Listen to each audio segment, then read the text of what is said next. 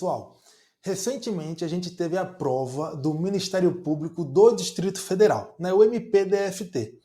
E aí, como acontece em muitas provas, o pessoal, depois que conferiu o gabarito, fez alguns comentários sobre a prova, o que achou estranho, o que achou legal, e me mandaram mensagem falando sobre uma questão da prova de direito constitucional. Uma questão que tratava dos efeitos da decisão de inconstitucionalidade do Supremo Tribunal Federal em controle concentrado abstrato em ADI, ação direta de inconstitucionalidade. Esse tema dessa questão foi esse aí, que está bem na tela para vocês, que tratava do efeito repristinatório. O questionamento que tinha, né, nessa assertiva era se o efeito repristinatório é facultativo. Então a questão queria saber isso. Candidato, o efeito repristinatório na decisão de declaração de inconstitucionalidade, ele é facultativo ou não? Foi isso que cobrou a prova do MPDFT, né, prova objetiva, lá na disciplina de Direito Constitucional. Bem, para a gente entender o que veio nessa questão, para a gente poder comentar, né, inclusive em tom crítico ou não, o gabarito oficial da banca, a gente tem que saber, primeiro, quais são os efeitos naturais de uma declaração de inconstitucionalidade. Qual é a regra geral da eficácia da decisão quando o Poder Judiciário reconhece uma inconstitucionalidade? Na ADI, os efeitos são ex tunc, que são efeitos retroativos, tá? Porque a gente adota no nosso sistema jurídico a teoria da nulidade do ato inconstitucional. O ato nulo, né, que o ato inconstitucional é nulo. E se ele é nulo, significa que ele é inválido desde a sua origem. Então ele já nasce imprestável para produzir efeitos no ordenamento jurídico, tá? Então, desde a origem, o ato inconstitucional ele é inválido, ele é imprestável.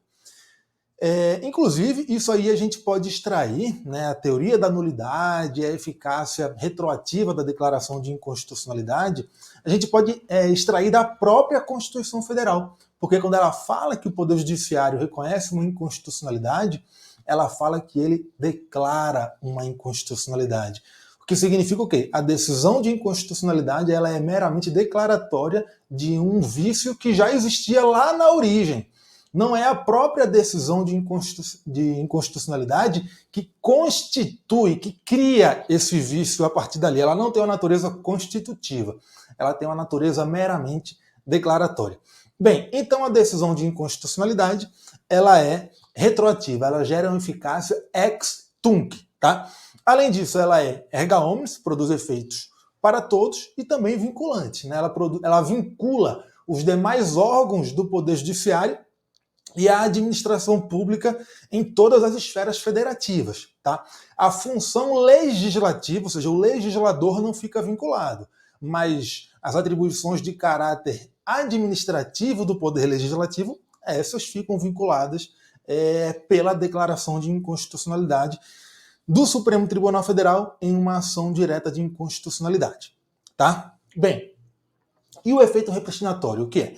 O efeito repristinatório é um efeito que é automático. Ele decorre automaticamente de uma declaração de inconstitucionalidade. Por quê?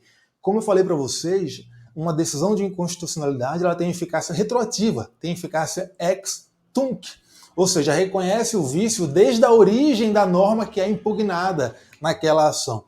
Se a decisão tem uma eficácia retroativa, significa que a norma, desde a sua origem, é inválida, então ela não tinha aptidão para produzir nenhum efeito jurídico no nosso ordenamento. Se ela não tinha aptidão para produzir nenhum efeito no nosso ordenamento jurídico, ela não podia produzir nem mesmo o efeito de quê? De revogar a legislação anterior a ela. Então, quando o Supremo em uma ADI reconhece uma inconstitucionalidade, e aí a decisão vai naturalmente, vai em regra, né, produzir uma eficácia retroativa, significa o quê? Que automaticamente a legislação anterior àquela norma impugnada volta a produzir efeitos. Isso aí acontece automaticamente, é uma decorrência natural do que? Da adoção da teoria da nulidade no nosso sistema de controle de constitucionalidade. E isso é o efeito repristinatório. Por isso, inclusive, que esse efeito repristinatório é chamado também de efeito repristinatório tácito, ou eficácia repristinatória tácita, porque ela ocorre automaticamente quando há uma declaração de inconstitucionalidade, tá? Então, é uma decorrência natural da decisão de inconstitucionalidade. Agora, ela pode não ocorrer. Quando? Quando o Supremo Tribunal Federal modula os efeitos da decisão de inconstitucionalidade. A Lei 9868, de 99, lá no artigo 27, prevê a possibilidade de o STF modular os efeitos da declaração de inconstitucionalidade. E quando a gente fala em modular, significa o quê? Significa mudar algum dos aspectos da eficácia da decisão. A gente viu que a decisão ela tem uma eficácia retroativa, né, uma eficácia ex tunc, ela também tem uma eficácia erga omnes e tem uma eficácia vinculante. Então, quando o tribunal modula os efeitos da decisão de inconstitucionalidade, ele pode, por exemplo, dizer que essa decisão não vai ter uma eficácia retroativa. Ela vai produzir efeitos ou a partir do momento em que ela é prolatada, ou a partir de algum outro momento na linha do tempo, mas não irá retroagir à origem da norma, o que significará que, durante algum período, aquela norma impugnada terá produzido efeitos. Dentre esses efeitos, naturalmente, o efeito de quê? De ter revogado a legislação anterior, tá? Ou o tribunal pode, por exemplo, brincar um pouquinho ali, modificar o caráter o quê? Erga omnes da decisão. Ele pode dizer que um determinado grupo social não sofrerá os efeitos daquela decisão. Por quê? Porque seria muito gravoso para esse grupo suportar os efeitos dessa decisão. Isso já aconteceu na jurisprudência do Supremo Tribunal Federal. Então, modular os efeitos da decisão de inconstitucionalidade é modificar algum dos aspectos da sua eficácia natural, né? A regra geral é que a decisão de inconstitucionalidade, em regra, é retroativa, erga omnes e vinculante.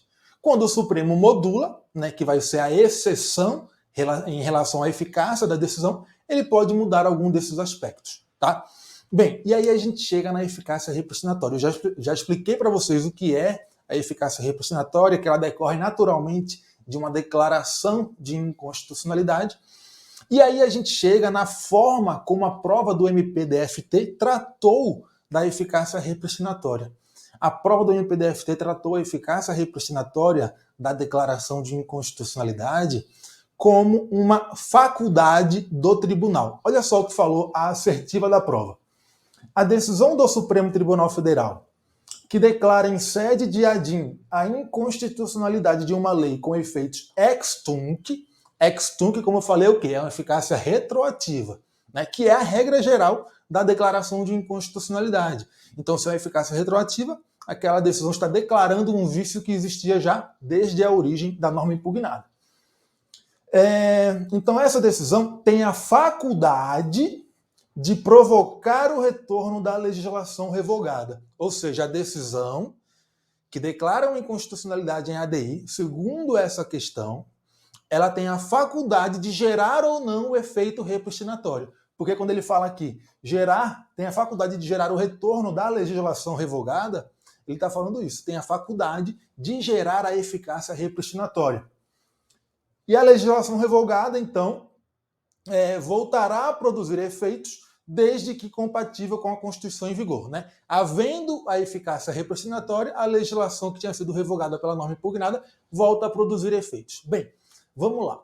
Eu, particularmente, com todo respeito ao examinador do MPDFT, enxergo dois problemas nessa questão, né? Por quê? Porque o gabarito da questão foi dado como uma assertiva correta, tá? Esse aqui foi o gabarito oficial da banca examinadora. E quais são os problemas que eu, particularmente, né, e reafirmo com total respeito ao examinador do MPDFT, quais são os problemas que eu enxergo? Bem, primeiro, será que a eficácia repristinatória é uma faculdade do tribunal quando profere uma decisão de inconstitucionalidade? Vejam, falar que é uma faculdade, no meu modo de ver, não é a maneira tecnicamente mais correta que você tem de abordar a questão. Mas também não está inteiramente equivocado. tá? Por quê? Porque eu entendo que não é a maneira, do ponto de vista técnico, mais adequada.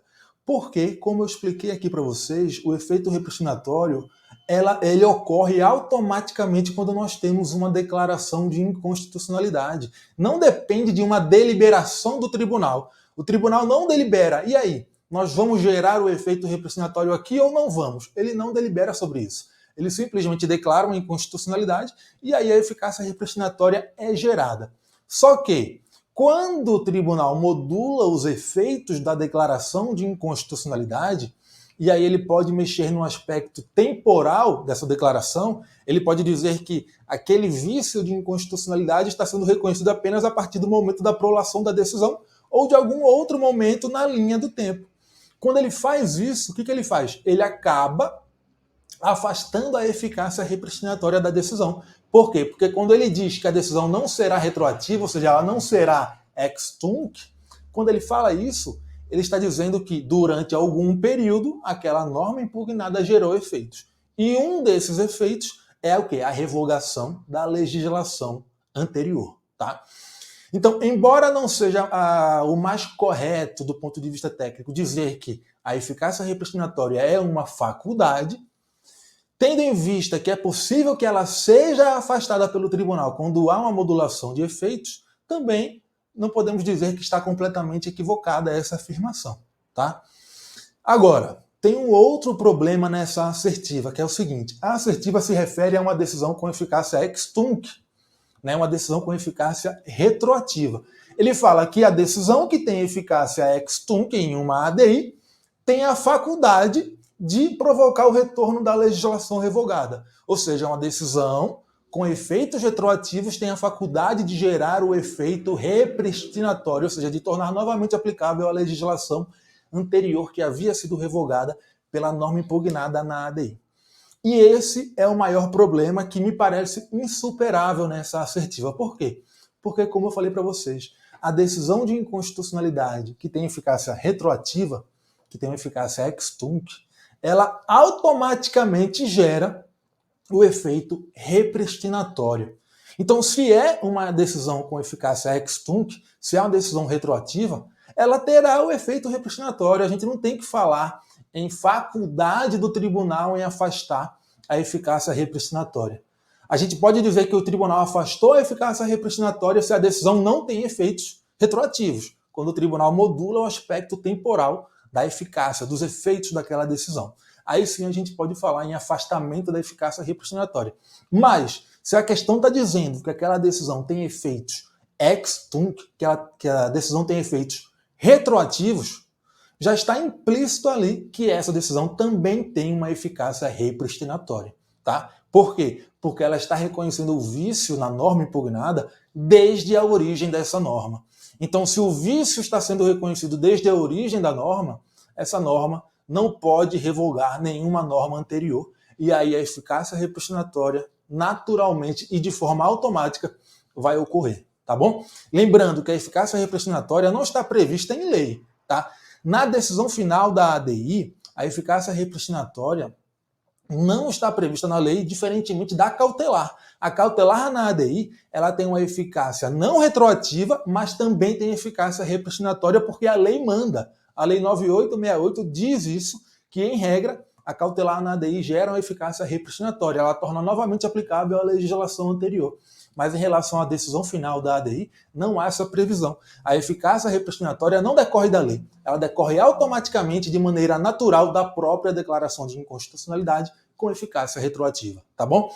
Então, essas ponderações precisavam ser feitas em relação a esse questionamento. Mas, na prova do MP-DFT, o examinador apresentou essa questão e considerou a assertiva correta, tá? Então, quando vocês se depararem com esse examinador, vocês têm que ter em mente essa questão que ele elaborou e a forma como ele tratou do tema, tá bom? É isso, galera. Valeu, até a próxima.